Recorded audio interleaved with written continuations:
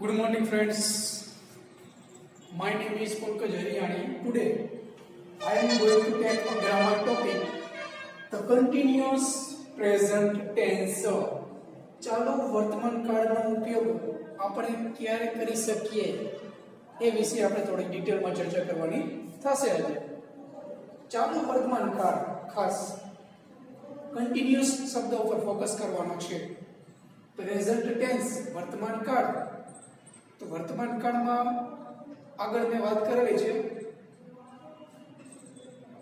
ગયા લેક્ચરમાં simple present tense જ્યારે ટોપિક ચાલુ હતો ત્યારે. તો પ્રેઝન્ટ ટેન્સ ચાર છે: સિમ્પલ પ્રેઝન્ટ ટેન્સ, સાદા વર્તમાન કાળ, કન્ટિન્યુઅસ પ્રેઝન્ટ ટેન્સ, ચાલુ વર્તમાન કાળ, પરફેક્ટ પ્રેઝન્ટ ટેન્સ જે આગળ આપણે જોશું, પૂર્ણ વર્તમાન કાળ. ચોથો એક કાળ છે કન્ટિન્યુઅસ પરફેક્ટ ચાલુ પૂર્ણ પ્રેઝન્ટ ટેન્સ. બરાબર, ચાલુ પૂર્ણ વર્તમાન કાળ, કન્ટિન્યુઅસ પરફેક્ટ પ્રેઝન્ટ ટેન્સ, ચાલુ પૂર્ણ વર્તમાન કાળ. બે કાળ એમાં સાથે આવશે. ક્રિયા ચાલુ હશે, અમુક સમયથી ચાલુ હશે, ચાલુ પૂર્ણ વર્તમાન કાળ. પણ અત્યારે આપણે ચાલુ ક્રિયા હોય, વર્તમાન સમયમાં ક્રિયા કોઈ ચાલુ છે એવું દર્શાવવા માટે ચાલુ વર્તમાન કાળનો ઉપયોગ થાય છે. પણ સાદા વર્તમાન કાળમાં આપણે જોઈએ તો રોજબરોજની ક્રિયાઓ દર્શાવવા માટે હું દરરોજ અંગ્રેજી વિષય ભણાવું છું. I teach English subject daily. દરરોજ અંગ્રેજી વિષય ભણાવું છું, લખું છું, વાંચું છું, જોઉં છું, રમું છું. આવા શબ્દો આપણે બોલતા, ક્રિયાપદના છેડે આવા શબ્દ બધા આપણે બોલતા. પણ અત્યારે આપણે જે ટોપિક લેવાના છે એમાં કઈ રીતે ભાષામાં ગુજરાતી ભાષાનો યુઝ કરીએ અને જ્યારે ઇંગ્લિશ કરીએ ત્યારે એની પેટર્ન કઈ રીતે હોય, સિન્ટેક્સ, વાક્ય રચના કઈ રીતે હોય એ આપણે અત્યારે જોવાનું થશે. યુસેજ આપણે જોઈ લઈએ, ઉપયોગ. અત્યારે હાલમાં કે વર્તમાન સમયમાં કોઈ ક્રિયા ચાલુ છે તેવું દર્શાવવા માટે ચાલુ વર્તમાન કાળ વપરાય છે. હું અત્યારે એક ગ્રામર ટોપિક ભણાવી રહ્યો છું એવી રીતે આપણે ગુજરાતીમાં બોલશું. બરાબર, અત્યારે, એટ પ્રેઝન્ટ, નાઉ, બંનેનું મીનિંગ એક જ થાય. અત્યારે, એટ પ્રેઝન્ટ અથવા નાઉ પણ કીવર્ડ છે. નાઉ અથવા એટ પ્રેઝન્ટ, અત્યારે. પછી આપણે વાક્ય સ્ટાર્ટ કરી શકીએ અથવા લાસ્ટમાં પણ આ જે શબ્દો છે મૂકી શકીએ. નાઉ એટલે હવે અને અત્યારે, એટ પ્રેઝન્ટ એટલે અત્યારે. નાઉ પછી વાક્ય સ્ટાર્ટ કરવું. I am teaching a grammar topic, the continuous present tense. હું અત્યારે એક ગ્રામર ટોપિક, ચાલુ વર્તમાન કાળ ભણાવી રહ્યો છું, શીખવાડી રહ્યો છું. બરાબર, તો ખ્યાલ આવે કે ક્રિયા ચાલુ છે એનો ખ્યાલ આવે. તો ઇંગ્લિશની વાક્ય રચના પ્રમાણે કર્તા એટલે કે સબ્જેક્ટ, જે વ્યક્તિ ક્રિયા કરે છે એ વ્યક્તિ પોતે એકવચન પણ હોઈ શકે, બહુવચન પણ હોઈ શકે. એ જે કર્તા છે, ક્રિયા કરનાર વ્યક્તિ, એના પ્રમાણે ટુ બી ના રૂપ આવે. ટુ બી ના રૂપ એટલે કયા છે? એમ ઇઝ આર. ટુ બી પોતે શું છે? ક્રિયાપદ છે. હોવું, થવું અને બનવું. આઈ વોન્ટ, હું ઈચ્છું છું, ટુ બી અ ડોક્ટર. સાદા વર્તમાન કાળનું આપણે વાક્ય બોલીએ. I want to be a doctor. હું ડોક્ટર બનવા ઈચ્છું છું. ટુ બી એટલે બનવા, વોન્ટ એટલે ઈચ્છું છું. બે ક્રિયાપદ ભેગા થયા ત્યાં સાદા વર્તમાન કાળમાં. આઈ વોન્ટ, હું ઈચ્છું છું, ટુ બી અ ડોક્ટર, એક ડોક્ટર બનવા. તો ટુ બી ના એ રૂપો આવશે. વર્તમાન કાળના પૂછે રૂપો કયા છે? તો એમ ઇઝ આર. કર્તા જે હોય તે પ્રમાણે એમ અથવા ઇઝ અથવા આર લખવાનું થશે. પછી બી ફોર ક્રિયાપદનું ચોથું રૂપ, જેને આપણે આઈએનજી વાળું રૂપ કહીએ. V1 પ્લસ આઈએનજી અને શું બની જાય? બી ફોર. ગો, V1 છે, મૂળ રૂપ સાદા વર્તમાન કાળમાં યુઝ થાય. બરાબર, વેન્ટ, ગયો, તો એ સાદા ભૂતકાળનું રૂપ, પાસ્ટ ટેન્સ ફોર્મ. બરાબર. ત્રીજું રૂપ આવે ગોન, જે પૂર્ણ કાળમાં યુઝ થાય, V3 છે. અને એક્ટિવમાંથી પેસિવ વોઇસના વાક્ય, કર્મને જ્યારે મહત્વ આપી ત્યારે પણ V3 નો ઉપયોગ થાય છે. પણ અહીંયા V4 ચાલુ કાળમાં આવશે. V1 ગો છે, એની પાછળ અહીં જે લગાડી હતી ગોઈંગ, ક્રિયા ચાલુ છે, ખબર પડે તે જઈ રહ્યું છે. He is ટુ બી ના ફરજિયાત લખવા પડે. ગોઈંગ નાઉ, તે અત્યારે જઈ રહ્યો છે, જવાની ક્રિયા ચાલુ છે મારી નજરની સામે. બરાબર, ક્રિયા ચાલુ છે એવું જો બતાવવા માંગતા હોય તો જ આવશે. પછી ઓબ્જેક્ટ અને અધર વર્બ, વસ્તુવાચક નામ અથવા વ્યક્તિવાચક નામ બરાબર ઓબ્જેક્ટમાં આવે. પછી અધર વર્ડમાં સ્થળ અને સમય બતાવતા શબ્દો. નેગેટિવ સેન્ટેન્સ પેટર્ન સાવ સહેલી. આગળ સિમ્પલ ફ્યુચર ટેન્સમાં મેં વાત કરી હતી કે સિમ્પલ પ્રેઝન્ટ અને સિમ્પલ પાસ્ટ આ બે કાળ એવા છે. હકાર વાક્યની અંદર હેલ્પિંગ વર્બ હોતા નથી. કરતા પછી સીધું ક્રિયાપદ જ આવે. સાદો વર્તમાન હોય તો કરતા પછી મૂળરૂપ કેસ કેસ વાળું. સાદો ભૂતકાળ હોય તો કરતા પછી સીધું V2 ક્રિયાપદનું ભૂતકાળનું. પણ આમાં સાદા ભવિષ્યકાળથી આપણે જોયું સેવરિલ પ્લસ V1 હતું. હેલ્પિંગ વર્બ ક્યાં હતા? સાદા ભવિષ્યકાળમાં સેવરિલ પ્લસ V1. તો એવી રીતે ચાલુ વર્તમાન કાળમાં હેલ્પિંગ વર્બ કયા છે? તો એમિઝાર ત્રણમાંથી એક લખવું પડે સબ્જેક્ટ હોય એ પ્રમાણે. પછી V4 આવે. માત્ર V4 ચાલે નહીં. પછી નેગેટિવમાં ત્રીજા સ્થાને નોટ એટલે કે એમિઝાર ટુ બી નારું, પછી નોટ, પછી V4 ટુ V4 જ રાખવાનું. વાક્ય હકાર હોય, નકાર હોય કે પ્રશ્નાર્થ હોય. બરાબર? ચાલુ કાળ જ્યારે દેખાય, ચાલુ વર્તમાન હોય, ચાલુ ભૂતકાળ હોય, ચાલુ ભવિષ્યકાળ હોય, ક્રિયાપદનું કેવું રૂપ આવે? તો કે V4 ing વાળું. પાછળ ing હોવું જોઈએ ક્રિયાપદની પાછળ. પછી ઓબ્જેક્ટ અને અધર વર્ડ, કર્મ અને વધારાના શબ્દો. ઇન્ટ્રોગેટિવ આપણને ખ્યાલ છે આગળના જે ટોપિક છે ગ્રામરના આપણે ટેન્સીસ કમ્પ્લીટ કર્યા. Simple present, past, simple future. એમાં આપણે જોયું કંઈક હેલ્પિંગ વર્બ હોય વાક્યની શરૂઆતમાં. તો કન્ટિન્યુઅસ પ્રેઝન્ટ ટેન્સ ચાલુ વર્તમાન કાળની અંદર હેલ્પિંગ વર્બ કયા છે? ટુ બી ના રૂપ છે પોતે. તો ટુ બી ના રૂપ આગળ આવી જશે. આગળનો જે સબ્જેક્ટ છે એ પાછળ આવી જશે. એટલે એમિઝાર ટુ બી ના રૂપ કરતા હોય એ પ્રમાણે મૂકવાના આગળ. પછી સબ્જેક્ટ, પછી V4 નું V4 ક્રિયાપદનો ing વાળું, પછી ઓબ્જેક્ટ અધર વર્ડ અને ક્વેશ્ચન વર્ડ. એટલે આ એને સેન્ટેન્સ પેટર્ન થઈ ગઈ જેને આપણે સિન્ટેક્સ પણ કહીએ, વાક્ય રચના. પણ V4 બનાવવા માટેના રૂલ્સ છે એ તમને યાદ હોવા જોઈએ. V4 બનાવવાના રૂલ્સ ચાલો આપણે જોઈએ કે V1 આવડે છે કોઈ પણ ક્રિયાપદનું શું થાય? ગુજરાતીનું ઇંગ્લિશ. ખાવું તો ઈટ થાય, વાંચવું તો રીડ થાય, સમજવું તો અન્ડરસ્ટેન્ડ થાય, સાંભળવું તો લિસન થાય, હિયર થાય. એ બધા તમને રૂપો આવડે છે. બરાબર? તો હવે આપણે એ રૂપો કેવી રીતે બનાવવા? ક્રિયાપદનું ing વાળું રૂપ જેને આપણે V4 કહી એના માટેના નિયમો કયા છે કે V1 માંથી આપણે સીધું V4 કરી શકીએ આપણી જાતે. બરાબર? V1 આવડતું હોવું જોઈએ. જે સાદા વર્તમાન કાળમાં આપણે યુઝ કરીએ V1 એની આપણને ખબર હોવી જોઈએ. ગુજરાતીનું ઇંગ્લિશ કરતી વખતે કઈ આપણી જરૂર પડે. પછી V4 બનાવવા માટે શેનું ing લગાડવાનો હોય. તો ing લગાડવાના પણ નિયમો છે. પહેલો નિયમ શું કહે છે? સામાન્ય રીતે ક્રિયાપદને અંતે ing પ્રત્યય લાગે છે. એટલે 80 થી 90% નામ એવા છે સામાન્ય રીતે ing લગાડી દેવાનું. ગો તો ગોઈંગ, રીડ તો રીડિંગ, પ્લે તો પ્લેઇંગ, ક્રાય તો ક્રાઇંગ, રડવું તો ક્રાય, રડી રહ્યો છે તો ક્રાઇંગ. બધા ing લગાડી દેવાનું. મોટે ભાગે નામ એવા જ છે. પણ એવા કયા ક્રિયાપદ છે કે માત્ર ing તો લગાડો છો ચાલો સ્પેલિંગના છેડે, ક્રિયાપદના છેડે, પણ અમુક ફેરફાર કરવા પડે સ્પેલિંગમાં. એ જોઈ લઈએ. તો બીજો નિયમ, ત્રીજો નિયમ અને ચોથો નિયમ ખાસ યાદ રાખવાનો. પહેલો નિયમ તો ઓટોમેટિક આવડી જાય. 3 નિયમ યાદ હોય તો. બીજો નિયમ શું કહે છે? ક્રિયાપદને અંતે જોવાનું. કોઈ પણ સ્પેલિંગ છે ને ક્રિયાપદનો છેલ્લો અક્ષર જોવાનો. જો ઈ આપેલો હોય, એલિફન્ટ નો ઈ આપેલો હોય તો ઈ કાઢી નાખવાનો છે. સીધું ing લગાડવાનું નથી. પેલા ઈ કાઢીને પછી ing લગાડવાનું. કોમ એટલે આવું. તેઓ આવી રહ્યા છે, તેઓ અત્યારે મારા ઘરે આવી રહ્યા છે. they are સબ્જેક્ટ કોણ આવી રહ્યું છે? તેઓ, તે વધારે વ્યક્તિ છે. જે સાથે તો બીજું શું આવે? આર. કમ નું શું કરવું પડે? કમિંગ. ઈ કાઢીને ing. they are coming. Other word છે ક્યાં આવી રહ્યા છે? at my house. now એટલે અત્યારે અથવા at present. કમ, ડ્રાઈવ ગાડી ચલાવવી. બરાબર? ડ્રાઈવ. તો ઈ કાઢીને ing કરવું પડે. માત્ર છેલ્લે ઈ રાખી દે પાછળ ing કરો તો સ્પેલિંગ છે એ ખોટો પડે. બીજો નિયમ, ક્રિયાપદ જોવાનું. જૂઠું બોલવું એટલે પણ લાઈ થાય, LIE. અને આડા પડેલા હોય છે બરાબર, બેડ ઉપર કોઈ સૂતા હોય લાંબા થઈને તો એને પણ આપણે શું કઈ આડો પડેલો છે, સૂતેલો છે. તો લાઈ, LIE. લાઈ એટલે જૂઠું બોલવું પણ થાય, લાઈ એટલે આડા પડવું બેડ ઉપર કે સોફા ઉપર કે ફ્લોર ઉપર.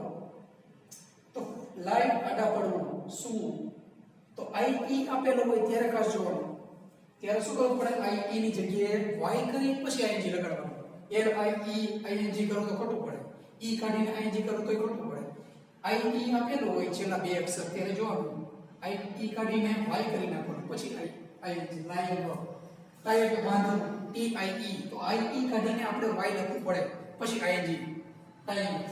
તો બીજો નિયમ યાદ રાખવાનો સ્પેલિંગ ના છેડે ક્રિયાપદના છેડે જે V1 છે એમાં આઈ આપેલું હોય તો વાય કરી પછી આઈએનજી કરવાનું એટલે ક્રિયાપદનું આપણે V4 ચાલો વર્તમાન કાળમાં બનાવવું પડશે આપણે જાતે તો બનાવી શકશું. ચાલો ક્રિયા દર્શાવવા માટેનું ક્રિયાપદ. હવે ચોથા નંબરનો નિયમ શું છે કે y આપેલો હોય ત્યારે કોઈ પણ જાતનું આપણે ટેન્શન લેવાનું નથી. y ની આગળ સ્વર હોય કે y ની આગળ અક્ષર વ્યંજન હોય એટલે કે y ની પહેલાનો અક્ષર a e i o u હોય કે સિવાયનો કોઈ અક્ષર હોય બરાબર વ્યંજન હોય તો આપણે છેલ્લે માત્ર ing લગાડવાનો છે પહેલા નિયમ પ્રમાણે. સાદા ભૂતકાળમાં આપણે જોઈએ તો y ની પહેલા વ્યંજન હોય તો y કાઢી I કરી ed લગાડો y ની પહેલા સ્વર હોય તો માત્ર ed લગાડો. સિમ્પલ પાસ્ટ ટેન્સ માં આપણે એવું યાદ રાખ્યું હતું પણ અહીંયા એવું છે નહીં y ની પહેલા સ્વર હોય કે વ્યંજન હોય માત્ર છેડે ing. માત્ર બે નિયમ યાદ રાખવાના સ્પેલિંગ ના છેડે e હોય તો કાઢીને ing જ્યારે V4 બનાવો ત્યારે V1 માંથી ie આપેલું હોય તો કાઢીને y કરી પછી ing કરવાનું જો એવો સ્પેલિંગ આવે તો. બાકી બધી જગ્યાએ માત્ર ing લગાડી દેવાનું છે કોઈ પણ V1 હોય એની પાછળ ing. હવે એક્ઝામ્પલ આપણે બે જોઈ લઈએ વધારે. શિક્ષક અમને અત્યારે ગ્રામર ટોપિક ભણાવી રહ્યા છે કે શીખવી રહ્યા છે.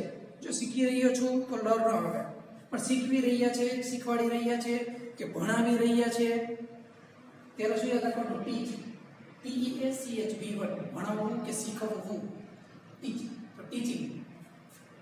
હવે આવું વાક્ય બોલ્યા પેલા સબ્જેક્ટ કોણ છે કોણ ભણાવી રહ્યું છે શિક્ષક ધ ટીચર ચોક્કસતા દર્શાવી દીધી. ધ આર્ટિકલ એકવચનમાં પણ હોઈ શકે બહુવચનમાં પણ હોઈ શકે. ધ ટીચર ઇઝ ટીચર એકવચન નામ છે તો બિન રૂપાય દી વાક્ય રચનાને ફોલો કરવાની. એમિઝર માંથી શું આવે તો ટીચર સાથે એમ અને આર તો આવે ની સ્વાભાવિક છે તો ઇઝ આવી ગયું. ક્રિયા કઈ ચાલુ છે ભણાવવાની. ભણાવી રહ્યા છે લખી રહ્યા છે વાંચી રહ્યા છે જમી રહ્યા છે નાસ્તો કરી રહ્યા છે. આ યાદ રાખવાનું. ગુજરાતીમાં આપણે આ રીતે બોલી ત્યાં સમજી જવાનું ક્રિયા કંઈક ચાલુ છે આપણે કે સામેવાળાની કે ત્રીજી વ્યક્તિની ત્યારે આપણે આ રીતે વાક્ય બોલી શકીએ. ધ ટીચર ઇઝ ભણાવવું એટલે ટીચ TEACH V1 થાય જે સાદા વર્તમાન કાળમાં યુઝ કરતા આપણે પણ ing કરો એટલે ચાલુ વર્તમાન કાળ થઈ ગયું. આગળ શું હોવું જોઈએ ટુ બી ના ફરજિયાત. ઘણા લોકો વાક્ય બોલે છે પણ ગ્રામેટિકલી સ્પોકનમાં બધું ચાલે. ગ્રામેટિકલી એઝ અ સ્ટુડન્ટ તમે લખતા હોય ત્યારે બધું નાની નાની બાબત જોવાતી હોય માર્ક કપાઈ શકે છે. તો teacher is teaching a grammar topic to us now. Subject આઈ કોણ ભણાવી રહ્યું છે શિક્ષક આ સબ્જેક્ટ. આ ટુ બી ના રૂપ એક વચન છે ઇઝ ક્રિયાપદનો આઈ વાળો રૂપ એટલે V4 ટીચર નું ટીચિંગ ભણાવી રહ્યા છે શિક્ષક ભણાવી રહ્યા છે. શું ભણાવી રહ્યા છે બે કર્મ આવ્યા ગ્રામર ટોપિક. એક ગ્રામર ટોપિક છે અ ગ્રામર ટોપિક. આ પણ ઓબ્જેક્ટ બે ઓબ્જેક્ટ આપ્યા છે આમાં. શું ભણાવી રહ્યા છે તો ગ્રામરનો ટોપિક. ક્રિયાપદની અસર જેના ઉપર થાય ભણાવવાની ક્રિયાની અસર શેના ઉપર થાય ટોપિક ઉપર. આ ગ્રામર ટોપિક શું ભણાવી રહ્યા છે ગ્રામર ટોપિક એ પણ ઓબ્જેક્ટ છે વાક્ય રચના પ્રમાણે. બીજો ઓબ્જેક્ટ છે કોને ભણાવી રહ્યા છે ક્રિયાપદ પછી વ્યક્તિ પણ હોઈ શકે. આ કરતા છે કોણ ભણાવી રહ્યા કોને ભણાવી રહ્યા છે હું આપણે પ્રશ્ન પૂછ્યો હું WHOM કોણ ભણાવી રહ્યું છે હું બરાબર. તો ક્રિયાપદ પછી કર્મ બીજું કયું છે ભણાવવું અસ.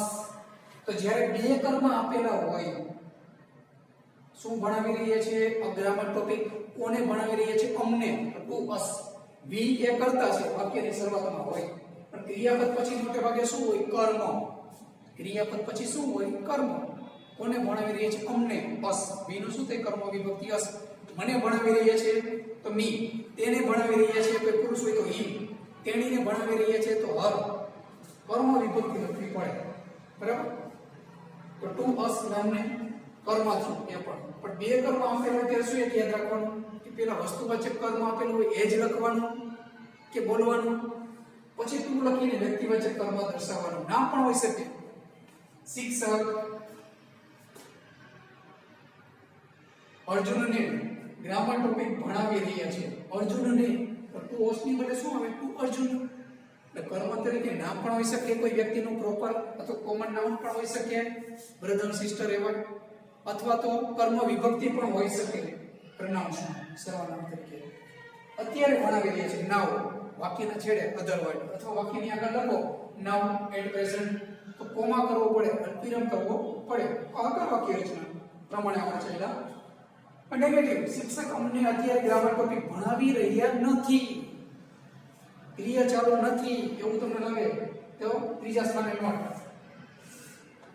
માત્ર એટલું જ યાદ રાખવાનું છે, ઓબ્જેક્ટ અને અધર વર્ડ તો આગળ આપણે જોયું હતું, બીજા આગળના જે કાર્ડ ભણ્યા એમાં પણ ક્રિયાપદ પછી ઓબ્જેક્ટ અને અધર વર્ડ કોઈ પણ કાર્ડ હોય પાછળ જ હોય. વાક્ય હકાર હોય, નકાર હોય કે પ્રશ્નાર્થ હોય. હવે નોટ ત્રીજા સ્થાને મૂકી દો એટલે સ્વાભાવિક છે હેલ્પિંગ વર્બ પછી જ નોટ હોય. બારે બાર કાર્ડની અંદર રૂલ્સ છે, કારણ કે હેલ્પિંગ વર્બ હોય પછી નોટ હોય. કાર્ડની અંદર જ્યારે આપણે બોલતા હોઈએ તે ક્રિયાપદ પછી કોઈ દિવસ નોટ હોય નહીં. ત્રીજા સ્થાને નોટ હોય. સબ્જેક્ટ કોણ છે? ધ ટીચર, પેલું સ્થાન. ટુ બી નાઉ ઇઝ બીજું સ્થાન, હેલ્પિંગ વર્બ. નોટ ત્રીજા સ્થાને આવી ગયું, કે જેમ છે ઘણા લોકો અહીં બી પણ કરી નાખે નોટ આવે. એવું કરવાનું નથી. ચાલુ કાળમાં યાદ રાખવાનું, ચાલુ વર્તમાન હોય, ભૂતકાળ હોય, ભવિષ્યકાળ હોય. ચાલુ કાળ હોય ત્યારે બી ફોર રહેવું જોઈએ. એટલે નોટ લગાડી દીધું, નેગેટિવ સેન્ટેન્સ બની ગયું. શિક્ષક અત્યારે અમને ભણાવી રહ્યા નથી. બાકી જેમ છે ઇન્ટ્રોગેટિવ, અફર્મેટિવ આવડે તો ઇન્ટ્રોગેટિવ આવડી છે. શું યાદ રાખવું પડે? હેલ્પિંગ વર્બ આગળ એટલે કે ટુ બી ના આગળ વાક્ય રચના ફોલો કરવાની. પછી સબ્જેક્ટ કોણ છે? ટીચર. પછી ક્રિયાપદ શું છે? ભણાવવું, ટીચિંગ. વાક્યનું જેમ છે શું ભણાવી રહ્યા છે? Grammar topic. કોને? તો કે અમને. અસ ના હોય કે છે ક્વેશ્ચન માર્ક. તો અફર્મેટિવ, નેગેટિવ અને ઇન્ટ્રોગેટિવ. અફર્મેટિવમાં શું યાદ રાખ્યું? કરતા પછી ટુ બી પ્લસ બી ફોર, બાકી જેમ છે ઓબ્જેક્ટ અધર વર્ડ. નેગેટિવમાં શું યાદ રાખ્યું? કે ટુ બી ના જે હોય એના પછી નોટ લગાડી દેવાનું, બાકી બી ફોર લખીને આગળનું વાક્ય જેમ છે હકાર મુજબ જ. ઇન્ટ્રોગેટિવમાં ખાસ યાદ રાખવાનું, એ ટુ બી થી વાક્ય ચાલુ કરવાનું. કરતા તમે જે બોલવા માંગતા હોય કે લખવા માંગતા હોય એ પ્રમાણે એમ ઇઝ અથવા આઈ હોય તો એમ, દે હોય તો આર, બે નામ હોય તો આર, એક નામ હોય વ્યક્તિનું તો ઇઝ.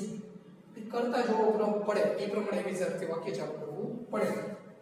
પછી કરતા પછી બી ફોર, બરાબર, ટુ બી પ્લસ સબ્જેક્ટ પ્લસ બી ફોર, બાકી જેમ છે ચલો ક્વેશ્ચન માર્ક. બીજું સેન્ટેન્સ આપણે જોઈ લઈએ. જુઓ, જુઓ પછી સાંભળો એવા શબ્દ આવે તમારી સામે. લુક જુઓ, સી જુઓ અને વોચ એટલે પણ જુઓ. લિસન કે હિયર એટલે સાંભળો એવી રીતે પણ બોલાય. તો આવી રીતે જ્યારે કોઈ કહેવા માંગે ત્યારે તમારે આગળ લખવું પડે. આને પાછળ ન જવા દો ભાઈ. નાઉ અને પ્રેઝન્ટની જેમ પાછળ ન ચાલે. લિસન, હિયર એટલે સાંભળો, H E A R, here એટલે સાંભળવું, લિસન એટલે સાંભળવું, લુક એટલે જુઓ. આવા જ્યારે શબ્દો બોલો ત્યારે યાદ રાખો ક્રિયા ચાલુ જ હોય. પછી કંઈ કહેવા માંગતા હોય કોઈ વ્યક્તિ, જોવાનું કે સાંભળવાનું કેવા માંગતા હોય. લુક એટલે જુઓ, કઈ ક્રિયા ચાલુ છે? બાળકો બગીચામાં રમી રહ્યા છે. કોણ રમી રહ્યું છે? લુક જુઓ. એ તો વધારે શબ્દ તરીકે આગળ આવી ગયું, કીવર્ડ તરીકે. પછી વાક્ય સ્ટાર્ટ થયું. વાક્ય પછી સ્ટાર્ટ થયું સબ્જેક્ટ, ટુ બી, બી ફોર, ઓબ્જેક્ટ અને અધર વર્બ. ધ ચિલ્ડ્રન, કોણ રમી રહ્યું છે? કોણથી પ્રશ્ન પૂછવાનો, હુ, WHO. બાળકો, બાળક એક છે કે વધારે? તો કે વધારે છે. તો ટુ બી નું ઇઝ આવે કે આર? તો આર આવી ગયું. રમી રહ્યા છે, પ્લે એટલે રમવું. આગળ મેં વાત કરી, વાય આવે એટલે વિચારવાનું નહીં. વાય ની પહેલા વ્યંજન હોય, વ્યંજન હોય કે સ્વર હોય. વાય આપે ત્યારે સ્પેલિંગમાં ફેરફાર થશે નહીં, માત્ર પાછળ ing લગાડી દેવાનું. તો ચિલ્ડ્રન આર પ્લેઇંગ, શું થઈ ગયું? Playing in the garden. ક્યાં રમી રહ્યા છે? અધર વર્લ્ડ છે. ઓબ્જેક્ટ આમાં કઈ છે નહીં. શું રમી રહ્યા છે? Cricket, football, volleyball, kho kho. કોઈ ગેમના નામ આપ્યા નથી, નકર ઓબ્જેક્ટ વચ્ચે લખવું પડે. ઇન ધ ગાર્ડન પાછળ હોય ગઈ અધર વર્લ્ડ તરીકે સ્થળ અને સમય બતાવતો શબ્દ વાક્યના છેડે જ હોય. પણ આમાં કઈ ઓબ્જેક્ટ છે નહીં. શું રમી રહ્યા છે એવું કઈ પૂછતા નથી આપણે. આમાં કોઈ ગેમનું નામ છે નહીં. નેગેટિવ સેન્ટેન્સ, બાળકો બગીચામાં રમી રહ્યા નથી. જુઓ, અત્યારે બાળકો કે બગીચામાં રમી રહ્યા નથી, આપણે ના પાડી. The children are not playing. Children are playing તો હકાર વાક્ય. Children are not playing તો નેગેટિવ. ઇન્ટ્રોગેટિવ, ત્યાં લુક કેમ ન કહે? ઇન્ટ્રોગેટિવમાં લુક એવું કહે નહીં. પ્રશ્ન પૂછવા માંગતો હોય, આપણે ખબર જ નથી. બાળકો બગીચામાં રમી રહ્યા છે. આપણે પૂછવા માંગતા હોય કોઈને બગીચામાં, આપણે જોવા ન કહેવાય પણ કોઈ વ્યક્તિ બગીચામાં જઈને આવી હોય એને પૂછવા માંગતા હોય શું બાળકો બગીચામાં રમી રહ્યા છે અત્યારે, તો આપણે આમ પૂછી કે ઇન્ટ્રોગેટિવ વાક્ય બન્યું કહેવાય, ઇન્ટ્રોગેટિવ વાક્ય બન્યું કહેવાય. તો રમી રહ્યા છે કોણ, તો કે બાળકો, તો ચિલ્ડ્રન કરતા છે તો વિચારવાનું ટુ બિના રૂપથી વાક્ય ચાલુ કરવું પડે ઇન્ટ્રોગેટિવમાં. તો આર લખી દઈએ, વધારે બાળકો છે એટલે આર ધ ચિલ્ડ્રન, પછી ક્રિયાપદ લખવાનું playing, R the children playing, બાળકો રમી રહ્યા છે in the garden question mark. સામેવાળા વ્યક્તિને ખબર હોય તો યસ કહે, ન ખબર હોય તો નો કહે. પછી વાક્ય રચના કઈ ફોલો કરવાની, યસ કહે તો આકાર વાક્ય, નો કહે તો નકાર વાક્ય. જે કાર્ડથી પ્રશ્ન પૂછે એ જ કાર્ડમાં આન્સર આપવો પડે. જે હેલ્પિંગ વર્બથી પ્રશ્ન પૂછવામાં આવે તે ઓળખવાનું કયા કાર્ડનો હેલ્પિંગ વર્બ ને વર્બ છે, એ કાર્ડનું વર્બ અને હેલ્પિંગ વર્બ ઓળખીને એ જ કાર્ડનો યસ અથવા નો માં જવાબ આપવાનો. બાળકો મેદાનમાં રમી રહ્યા છે, are the children playing in the garden, yes કહે, યસ આ વાક્ય રચના ફોલો કરવાની, yes the children are playing in the garden. No કહે તો નેગેટિવ ફોલો કરવાનું, no the children are not playing in the garden. તો આવી રીતે તમે યસ કે નો માં પણ આન્સર આપી શકો છો. હેલ્પિંગ વર્બથી પ્રશ્ન પૂછે ત્યારે જે ક્વેશ્ચનનો આન્સર હોય છે, બરાબર, ડેટા કોઈ આપેલો હોય કે યસ કે નો થી જવાબમાં જાણવા માંગતો હોય પેરેગ્રાફ ઉપરથી, કે નોટિસ આપેલી હોય, કે એડવર્ટાઇઝમેન્ટ આપેલી હોય, કોઈ ટેબલ આપેલું હોય, કોઈ ગ્રાફ આપેલો હોય, કોઈ ચાર્ટ આપેલો હોય, કોઈ માહિતી તમને આપી એમાંથી કંઈક જાણવા માંગતા હોય, પ્રશ્ન પૂછવા માંગતા હોય, ત્યારે આવી રીતે પ્રશ્ન પૂછાઈ શકે છે. યસ અને નો માંથી ક્વેશ્ચન ના આન્સર આપી શકાય છે ડેટાની માહિતી જોઈને.